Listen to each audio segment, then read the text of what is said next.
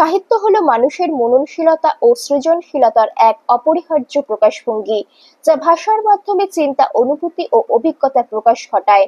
এটি শুধুমাত্র লেখনী বা ভাষার শিল্পকর্ম নয়, বরং মানুষের মনের গভীরে থাকা অনুভূতি, অভিজ্ঞতা এবং জীবনের প্রতি দৃষ্টিভঙ্গির প্রতিফলন। তাই সাহিত্যই সমৃদ্ধি ঘটাতে পারে আমাদের সমাজ জীবনে। এই প্রয়াসকে সামনে রেখে গত 16ই সেপ্টেম্বর সোমবার কলকাতায় নলিনী গুহ সভাগৃহে অনুষ্ঠিত হলো বঙ্গ সাহিত্য সম্মেলন ও গুণীজন সংবর্ধনা। আন্তর্জাতিক আমার ভারত পত্রিকার পক্ষ থেকে স্বনামধন্য কবি ও শিশু সাহিত্যিক ছড়াকার আব্দুল করিম সাহেবের তত্ত্বাবধানে অনুষ্ঠিত হয়।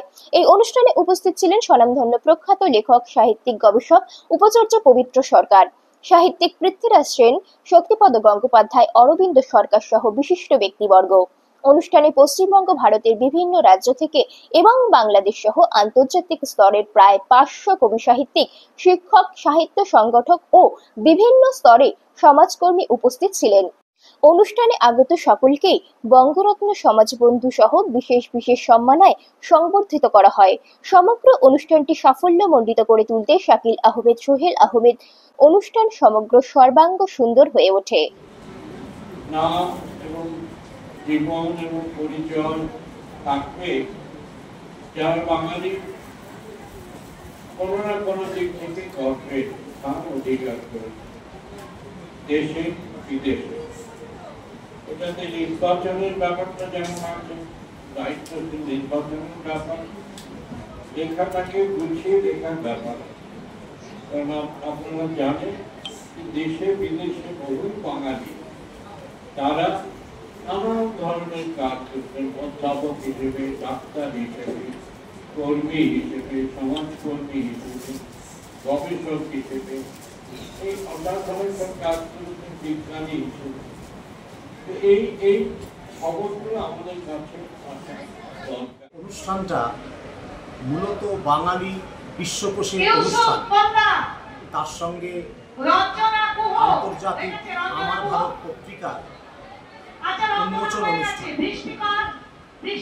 এই অনুষ্ঠান আমরা দীর্ঘ 20 বছর ধরে এইভাবে করে আসছি, তবে এবছরে অনেক বেশি বড় করে করতে চলেছি এই কারণে যে এই বাঙালি বিশ্বকোষে বর্তমানে 27টি দেশ আমাদের সঙ্গে যুক্ত হয়েছে। আমরা পৃথিবীর 100টি দেশে বসবাসকারী বাঙালিদেরকে একত্রিত করতে চাই। মানবিকতা বোধে বাঙালি জাগবে, আপন মাতৃভাষা। আমরা বিভিন্ন কবি, সাহিত্যিক, শিল্পীদের আন্তর্জাতিক আমার ভারত কবিরত্ন, আন্তর্জাতিক আমার ভারত সাহিত্যরত্ন এবং আন্তর্জাতিক আমার ভারত সমাজরত্ন পুরস্কারে পুরস্কৃত করেছি। পাশাপাশি এই প্রথম পৃথিবীতে বিশ্বকবি নজরুল স্মৃতি সম্মাননা পুরস্কার আমরা তুলে দিলাম উদার আকাশের সম্পাদক ফারুক আহমেদ। নজরুল গবেষণা করছে, আমি দীর্ঘদিন নজরুলকে নিয়ে কাজ করছি বাল্য জীবন থেকে।